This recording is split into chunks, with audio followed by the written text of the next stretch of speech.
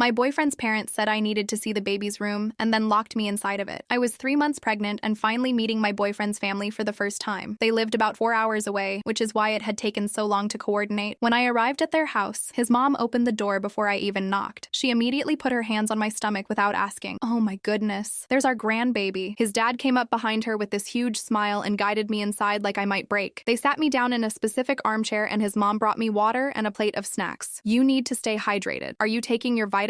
What has your doctor said about your iron levels? I tried to answer, but she kept firing off more questions. His dad asked if I'd been to all my appointments and seemed irritated when I said I'd only had 2 so far. 2? You should be going every week. We need to make sure everything is developing correctly. My boyfriend just sat there nodding along like this was normal. During dinner, his mom watched every single bite I took. You need more protein. The baby needs protein for brain development. She piled more chicken onto my plate even though I said I was full. His dad asked detailed questions about my family medical history that felt way too invasive for a first meeting. After dinner, his mom stood up and clapped her hands together. We have something special to show you. We've prepared the perfect room for you and the baby. They led me to a door I thought was a closet, but it opened to stairs going down to the basement. I followed them down, expecting to see a cute nursery they decorated. Instead, there was a bedroom with a single bed, a mini fridge, a small bathroom, and one tiny window near the ceiling with bars on it. Medical equipment was set up next to the bed, including a fetal heart monitor and an IV stand. His mom gestured around proudly. This is where you'll stay for the rest of your pregnancy. We can monitor you properly here and make sure nothing happens to our grandbaby. I laughed because I thought she was joking. Nobody laughed back. I looked at my boyfriend and he was staring at the floor. I'm not staying in your basement. I have a job and an apartment and a life. His dad stepped between me and the stairs. Your job has been notified that you're taking medical leave for the pregnancy. We had your boyfriend call them yesterday. I felt my stomach drop. I looked at my boyfriend again. What is he talking about? He finally looked up. They just want to help. You've been so stressed and not eating right and missing appointments. I told them this was completely insane and I needed to leave right now. His mom grabbed my hands. Sweetheart, you're not taking this pregnancy seriously enough. Do you know how many things can go wrong? We have rules here that will keep you and the baby safe. No phone because the radiation is dangerous. No internet because stress from social media affects fetal development. Supervised meals to ensure proper nutrition. Daily health monitoring. No visitors who might bring germs. I yanked my hands away and tried to push past his dad, but he grabbed my shoulders. Don't make this difficult. We're doing this because we love that baby. I shoved his dad hard and tried to run up the stairs, but my boyfriend blocked the way. I started screaming at him to move, and he just kept saying I needed to calm down. His mom was behind me saying, stress hormones are terrible for the baby. You need to breathe. They physically pushed me back into the room. That's when I really looked around and saw details I'd missed. The door had a heavy-duty lock on the outside. The walls had some kind of padding on them. There was a camera mounted in the corner of the ceiling. This wasn't just a room they'd prepared. This was a cell they'd built. The window was too small and too high to climb through. His mom opened the mini fridge to show me rows of pre-made meals in labeled containers. We'll bring you fresh food 3 times a day. A doctor will come every week to check on you. You'll have everything you need and the baby will be perfectly safe. I was crying and begging them to please just let me go. I told my boyfriend I would call the police the second I got out. He looked at me with this weird, calm expression. They won't believe you. We'll tell them you're having a mental health crisis from pregnancy hormones, and we're keeping you safe until you stabilize. His mom nodded. We did this with your boyfriend's brother and his wife 5 years ago. She fought at first too, but by the end she understood. Their baby was born completely healthy. I felt like I was going to throw up. They all started backing toward the stairs. I rushed forward, but his dad shoved me hard and I fell backward onto the bed. His mom blew me a kiss from the doorway. Get some rest, sweetheart. You're going to need your energy. We're all so excited to take care of you. The door closed and I heard the lock slide into place with a heavy metal sound that echoed through the basement. I threw myself at the door and grabbed the handle, pulling and twisting with everything I had. It didn't move at all. The lock was heavy and solid, the kind you'd see on a commercial building. I pounded on the door with both fists until my hands started to hurt. Then I tried to find a weak spot, running my fingers along the edges where the door met the frame. Nothing gave. The door was metal and fit perfectly into the frame with no gaps I could pry at. I looked around for something to use as a tool, but the room was almost empty. I grabbed the chair from next to the bed and swung it at the door handle. The chair broke into pieces and the handle didn't even scratch. My hands were shaking and my throat felt raw from screaming, but I kept trying. I kicked at the door over and over until my foot throbbed. The camera in the corner just watched me the whole time, its little red light blinking. They were probably upstairs right now watching me fall apart and feeling good about themselves. After what felt like forever, I stopped and looked up at the window. It was my only other option. I dragged the broken chair pieces over and stacked them to climb up. The window was smaller than I thought when I got close to it. The glass looked thick and had wire running through it. I pushed against it, but it wouldn't budge. The bars on the outside were welded right into the concrete wall. I could see them going deep into the foundation on both sides. Even if I somehow broke the glass, the opening was maybe 12 in wide. I couldn't fit through that even if I tried. I pressed my face against the glass and looked up. There was a metal grate covering the window well outside and it had a padlock on it. I was completely trapped. My legs felt weak and I climbed back down. The chair pieces scattered splattered across the floor when I kicked them. I walked over to the mini fridge because I needed to see what they'd actually prepared. When I opened it, the light came on and showed rows of plastic containers stacked neatly on every shelf. Each one had a label written in his mother's handwriting. Monday breakfast, Monday lunch, Monday dinner. The dates went on for weeks. I pulled one out and saw the full nutrition information listed below the date. Protein, 28g, carbs, 45 gram, fat, 12g, vitamin C, 100%. She'd planned out every single meal like I was some kind of lab experiment. The bottom shelf had prenatal vitamins in a little organizer with the days of the week marked. Next to that were water bottles lined up perfectly and juice boxes with straws already in them. Everything was arranged like a kid's lunchbox. My stomach turned and I shoved the container back inside and closed the door. The bathroom was just as bad when I checked it. No mirror anywhere, which meant I couldn't break glass to use as a weapon or tool. The medicine cabinet was empty except for toilet paper and soap. No razor, no tweezers, nothing metal or sharp. Even the toilet paper holder was built into the wall so I couldn't remove it. I turned on the shower and only warm water came out no matter which way I turned the handle. The pressure was weak, like someone had put a restrictor on it. They'd thought of everything. The toilet was the only hard surface, but it was bolted down solid. I sat on the edge of the bed and put my head in my hands. Every possible escape route was blocked. Hours passed before I heard footsteps on the stairs. The lock clicked and my boyfriend came in carrying a tray. He wouldn't look at me at all. He set the tray down on the small table and turned to leave right away. I stood up and tried to keep my voice calm, even though I wanted to scream. I asked him how he could possibly think this was okay. He finally looked up, but his eyes slid away from mine almost immediately. He said his parents were doing this because they loved the baby and wanted to make sure nothing went wrong. His voice was flat, like he'd practiced the words. I told him this was kidnapping and abuse and completely insane. He just shook his head and said I didn't understand how dangerous pregnancy could be. Then he left and locked the door behind him. I looked at the tray of food and something inside me snapped. I grabbed the plate and threw it as hard as I could against the wall. Food splattered everywhere and the plate broke into pieces. I was screaming that I wanted out right now. I picked up the cup and threw that too. Then I pounded on the door again, yelling for someone to let me out. My boyfriend's voice came through the door. He said that starving myself would only hurt the baby. He told me if I didn't eat, they would have the doctor put in a feeding tube and force feed me. His voice was still calm and matter of fact. I heard his footsteps going back up the stairs. I slid down the wall and sat on the floor, surrounded by broken dishes and food. My whole body was shaking. That night, I couldn't sleep at all. I lay on the bed, staring at the ceiling and listening to every sound from upstairs. Footsteps walked across the floor above me every 20 or 30 minutes. At first, I thought it was just someone getting up to use the bathroom, but the pattern was too regular. The steps would walk from one end of the house to the other, pause, then walk back. After a few hours, I realized what was happening. They were taking turns watching the camera feed. Someone was always awake, making sure I didn't try anything. The footsteps came like clockwork all through the night. I counted them to stay sane. By the time light started coming through the small window, I'd counted over 40 trips across the ceiling. Morning came and I heard someone coming down the stairs. His mother unlocked the door and came in with another tray. She had the same big smile on her face like nothing was wrong. She looked at the food dried on the wall and the broken dishes on the floor. She made a comment about how I'd redecorated the place. Her voice was cheerful, like she was joking with a friend. She set the new tray down and said she'd bring me cleaning supplies after I ate breakfast. She acted like I was a guest at her house instead of a prisoner in her basement. I just stared at her. She patted my shoulder and told me to eat up because the baby needed nutrition. Then she left and locked the door again. I decided to try a different way. When she came back with the cleaning supplies, I spoke calmly and asked her to explain what she thought this would accomplish. I told her this was kidnapping and she would go to prison for it. She set down the bucket and mop and came over to me. She took my hand and patted it like I was a confused child. She said that concerns like mine always went away once the baby was born healthy. She told me I would understand eventually, just like the others did. Her voice was so sincere and kind that it made everything worse. She actually believed she was helping me. I pulled my hand away and she just smiled and told me to clean up when I was ready. She went back upstairs humming to herself. That afternoon, I heard multiple people coming down the stairs. His mother unlocked the door and came in first. Behind her was a man carrying medical equipment. She introduced him as Dr. Wallace and said he was here for my first proper prenatal appointment. I recognized him from pictures I'd seen of their church. He started setting up a portable ultrasound machine on the table, while his mother talked about how important it was to monitor the baby's development. I backed into the corner as far from them as I could get. I told them I wasn't letting anyone touch me. Dr. Wallace didn't even look up from his equipment. He just kept arranging his tools like I hadn't spoken. His mother's smile finally dropped a little, and she called up the stairs for his father. I heard heavy footsteps coming down and knew this was about to get much worse. His father came through the door and walked straight to me without saying anything. I tried to back away, but there was nowhere to go in the small room. He grabbed my arms and pushed me down onto the bed, holding my shoulders against the mattress with his full weight. I kicked and twisted, but he was too strong and Dr. Wallace moved in with his equipment like this was a normal appointment. His mother stood by the door watching with her arms crossed. I screamed for them to stop and his father pressed down harder, making it difficult to breathe. The doctor pulled up my shirt and squeezed cold gel onto my stomach without warning. I was crying and begging them to please just let me go, but nobody responded. Dr. Wallace moved the ultrasound wand across my skin and stared at the small screen screen he'd set up on the table. He made notes on his clipboard between checking the monitor. His mother asked if everything looked good, and he nodded without looking up. The whole examination took maybe 10 minutes, but it felt like hours with his father's hands digging into my shoulders. When the doctor finally stepped back, his father let go, and I curled onto my side, sobbing. Dr. Wallace wiped off his equipment and packed it away in his bag. His mother came over and tried to pat my head, but I jerked away from her. The doctor told them the baby appeared healthy based on the measurements and heartbeat. Then he said my stress levels were concerning for fetal development and could cause problems if they continued. His mother nodded like this confirmed everything she'd been saying. She told the doctor that's exactly why they needed to keep me calm and controlled here where they could monitor everything properly. Dr. Wallace agreed and said he'd check on me again next week. They all left and locked the door, and I stayed curled on the bed shaking. The next 2 days, I barely moved except to use the bathroom and pick at the food they brought, but I was watching everything. I studied every inch of that room, looking for any weakness I could use. The padding on the walls was thick industrial material bolted straight through to concrete behind it. I tried pulling at the edges, but the bolts were sunk deep, and I couldn't get any leverage. The bed frame was metal and welded together, then bolted to the floor, so I couldn't even slide it. The mini fridge was too heavy to lift and had no removable parts. The bathroom fixtures were all one piece installed into the walls. Even the toilet paper holder was recessed into the wall with no sharp edges. The small window had bars that were set into the concrete foundation, and the glass was reinforced with wire mesh inside it. The door was solid wood with metal reinforcement, and the lock was industrial grade on the outside. I counted the bolts holding the wall padding. I measured the room by walking heel to toe. I timed how long the light from the window lasted each day. I was looking for anything that could help me, but everything was built to keep someone trapped. On the third day, I noticed something about the camera mounted in the ceiling corner. It was positioned to see most of the room, but there was a small blind spot right where the bathroom door met the wall. If I stood pressed against that specific section of wall, the angle meant they couldn't see exactly what my hands were doing. It was maybe 2 ft of space, but it was something. I tested it by standing there and moving my hands while watching the camera lens. From that position, the door frame blocked the view of my hands, even though they could still see my body. I filed that information away and kept looking. His mother brought cleaning supplies that afternoon and told me the bathroom needed attention. I took the bucket and spray bottle and went in there, closing the door most of the way. I started scrubbing the toilet, and that's when I saw marks on the wall behind it. At first, I thought it was just dirt or damage, but when I looked closer, I realized they were scratches. Deliberate marks carved into the paint and drywall underneath. They were organized in groups of 5 with a line through each group. Tally marks. Someone had counted days here before me. My hands started shaking as I kept counting. 10 days, 20 days, 50 days. The marks went up the wall and continued onto the section behind the pipes. I had to twist around to see them all. 100 days, 150 days, 200 days. Then they stopped. I sat back on the floor staring at those marks and felt sick. Someone had been trapped in this room for over 200 days. His mother had said they did this with his brother's wife 5 years ago. This must have been her counting the days of her imprisonment. I kept cleaning, but my mind was racing. I moved the bed slightly to sweep under it, and that's when I saw more marks on the floor. These weren't tally marks, though. These were words carved deep into the wood beneath where the bed normally sat. The scratches were rough and uneven, like someone had used something small and not very sharp over many attempts. I had to get down on my hands and knees to read them in the dim light. Marilyn, if you fight, they hurt the baby. The letters were shaky and desperate looking. Each one had been carved multiple times to make it deep enough to read. I ran my fingers over the grooves and felt how much effort had gone into scratching this warning into the floor. Marilyn, his brother's wife. The woman, his mother said, eventually understood and had a healthy baby. She'd been here in this exact room carving warnings to whoever came next. That night, I heard someone coming down the stairs, and it wasn't his parents' footsteps. The lock turned, and a younger guy came in carrying a dinner tray. He looked like a thinner version of my boyfriend with the same nose and chin. This had to be Gary, the brother. He set the tray on the table and turned to leave, but I spoke up before he could. I asked him directly about Marilyn and what happened to her here. He froze for just a second, and I saw something flash across his face. Then he recovered and turned back with a blank expression. He said she was fine now and their daughter was perfectly healthy, so I should trust the process like she learned to do. I asked him how long they kept her locked down here, and he said that wasn't important. What mattered was the baby being safe, and Marilyn understood that eventually. He left quickly after that and locked the door, but I'd seen his reaction when I said her name. He knew exactly what had happened in this room. I decided to change my approach. Fighting them wasn't working, and I needed time to figure out a real plan. The next morning, when his mother brought breakfast, I ate everything on the plate without arguing. I took the vitamins she handed me and drank the whole glass of water. She looked surprised, but pleased. Over the next few days, I kept eating the meals and acting calmer. I stopped yelling when they came in. I answered their questions about how I was feeling. His mother started smiling more and talking to me like we were friends. She told me that acceptance was the first step toward a healthy pregnancy. She said once I stopped fighting reality, I would see they were only trying to help. I nodded and pretended to agree while my mind was working on what to do next. Dr. Wallace came back for another examination a week after the first one. This time I didn't fight or scream when his father came down with him. I lay on the bed calmly and let the doctor do his work. I asked questions questions about the baby's development and what the measurements meant. Dr. Wallace seemed relieved by my cooperation and actually answered some of my questions. He spent less time restraining me and more time explaining what he was seeing on the ultrasound. I watched carefully how he entered and exited the room. His father unlocked the door from outside and held it open while the doctor came down the stairs. The doctor always set his medical bag down near the door while he set up his equipment on the table. His father stood by the door the whole time watching. After the exam, the doctor packed up his equipment and picked up his bag and left first, while his father locked the door behind them both. The routine was consistent and predictable. During that examination, I noticed something I hadn't seen before. When Dr.